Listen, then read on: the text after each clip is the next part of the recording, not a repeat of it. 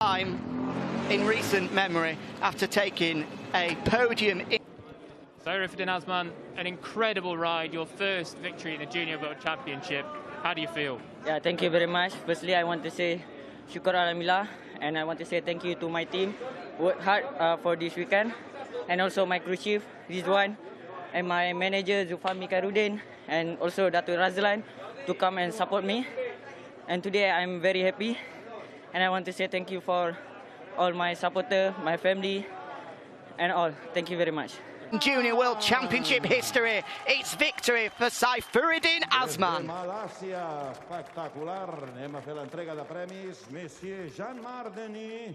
First man to take victory in FIM-CV Repsol from Malaysia since the fish, Hafiz Sayarin. I'm sure he'll be watching on delighted to see his compatriot Saifuddin Azman lift the race winners trophy for the first time in his career.